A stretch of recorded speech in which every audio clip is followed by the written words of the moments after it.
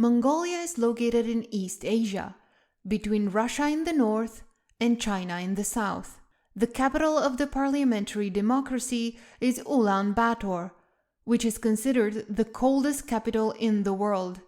The landlocked country has an area of 1,564,000 square kilometers, which is slightly smaller than Alaska.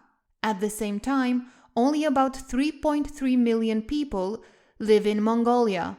This results in a population density of 2 inhabitants per square kilometer, the lowest in the world.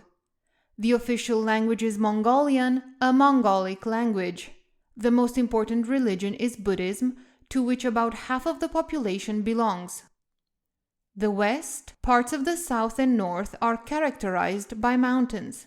These are the Mongolian Altai, the Gobi Altai, the Khangai Mountains, and the Khantai Mountains.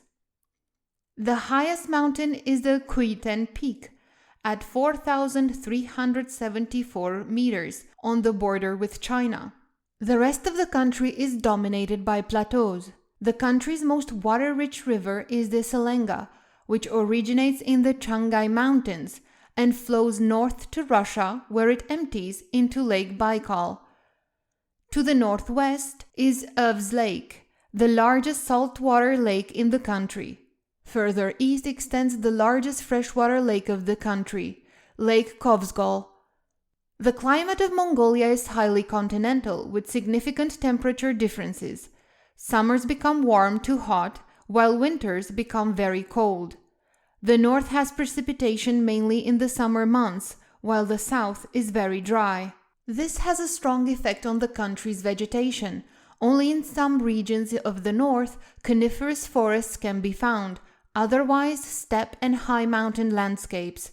The southern half of the country is dominated by semi-desert and desert. Here stretches the Gobi Desert, which extends to the north of China and is the largest desert in Asia and one of the largest deserts on Earth. It is believed that 1/3 of the world's population of snow leopards lives in Mongolia, in the mountains in the west of the country. Due to the relief and climate, the country is sparsely populated and the population is heavily concentrated in the capital city. About 1.5 million people live in Ulaanbaatar, accounting for almost half of the total population. Other cities include Erdenet, Darkhan, Khoibalsan, and Murun.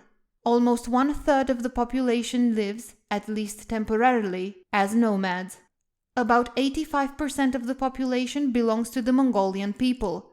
They speak Mongolian, a language belonging to the Mongolic language family. Traditionally, Mongolian was written with its own vertical script, but since the Communist Revolution, the Cyrillic alphabet has been used. In addition, Buryats and Oirats, two peoples who also speak Mongolian languages, live in Mongolia.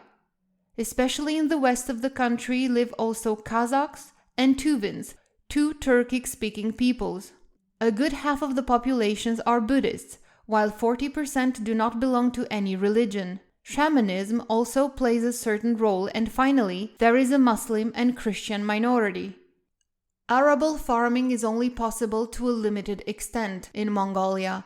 Potatoes and cereals are cultivated in particular.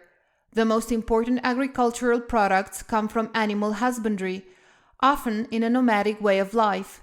That is milk, meat, and skins of various animals, such as sheep, goats, yaks, and especially horses, which play an important role in the country's culture. In terms of raw materials, Mongolia is clearly better endowed. In fact, it is one of the richest countries in raw materials on Earth. The country's resources include coal, tungsten, gold, and copper. Coal and copper alone account for more than half of Mongolia's exports. The so-called Trans-Mongolian Railway runs through Mongolia.